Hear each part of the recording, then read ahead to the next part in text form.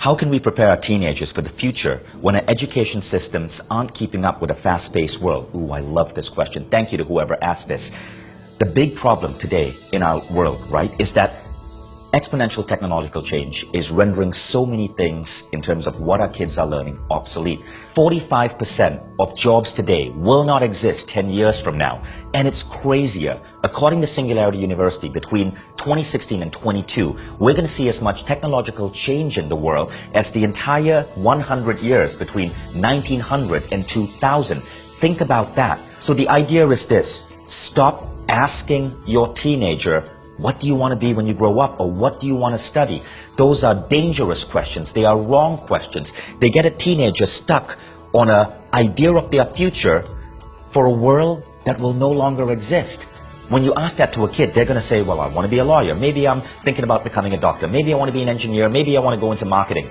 All of these careers, all of these jobs are changing because of robotics, because of artificial intelligence, because of advanced algorithms and emerging new technologies. These are changing at a rapid pace. Peter Diamandis said 10 years from now, you will not want a doctor operating on you. You're going to be operated on by robots. But it's not just technological change. It's also that so many jobs today are utter bullshit. They do not produce anything that's actually valuable or progressing the human race. They are jobs in large multinational food companies where your entire career is about thinking up ways to come up with fancier names for sugar so you can put garbage into people's bodies, or to come up with ways to brand high fructose corn syrup as happiness in a red can.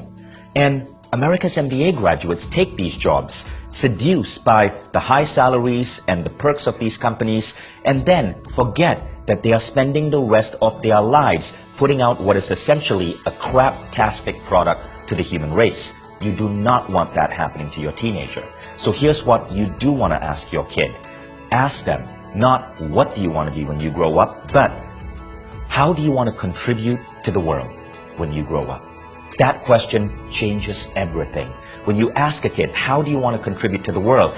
You're not putting them down a narrow path. You're having them open up their mind to a whole field of possibilities and to a life that's about meaning and contribution. They're less likely to be seduced into a bullshit job selling more crap that we don't need. Now, I asked this question to my son Hayden when he was 7 years old. Back then in our city, there was an air pollution problem.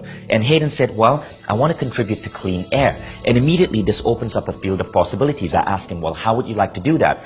And he came up with ideas such as, well, I could go work for Tesla and work for an electric vehicle company. I could open up a car dealership selling electronic cars. I could become an engineer and work on clean air technology. All of these possibilities open up, but no, it's not about becoming an electric car dealer or becoming an engineer. It's about solving the problem of clean air.